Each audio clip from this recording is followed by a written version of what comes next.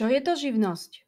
Živnosť je jednou z možností, ako môžete podnikať. V tomto videu si povieme, čo je to živnosť, že existujú tri druhy živností, čo to znamená, že ručíte celým svojím majetkom a že živnosť môžete ľahko zrušiť alebo len pozastaviť.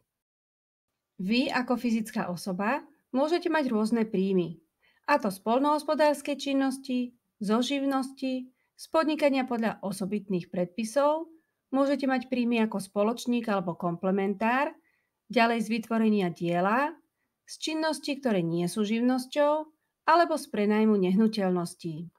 Ak máte hociktorý z týchto príjmov, hovoríme o príjmoch z podnikania a inej samostatne zárobkovej činnosti. Ste teda samostatne zárobkovo činná osoba, tzv. SZČO. Živnosť je jednou z možností SZČO, a teda jednou z možností, ako dosiahnuť príjem ako fyzická osoba. Na jednu živnosť môže podnikať len jedna osoba, nie viacero. Všetci živnostníci, respektíve všetky živnostenské oprávnenia, sú evidované v tzv. Živnostenskom registri Slovenskej republiky. Môžete si ich pozrieť na internete na stránke www.zrsr.sk.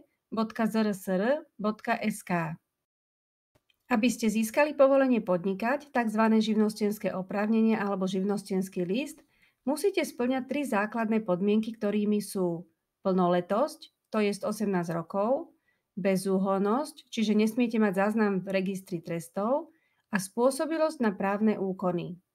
Ak tieto tri podmienky spĺňate, môžete vykonávať akúkoľvek voľnú živnosť. Pri voľnej živnosti nemusíte spĺňať žiadne ďalšie podmienky. Existuje však zoznam živností, ktoré voláme remeselné, pri ktorých musíte mať aj určité vzdelanie alebo prax. Tieto živnosti sú uvedené v prílohe číslo 1 živnostenského zákona. Treťou skupinou sú viazané živnosti, pri ktorých musíte spĺňať ešte ďalšie iné podmienky. Viazané živnosti sú uvedené v prílohe číslo 2 živnostenského zákona.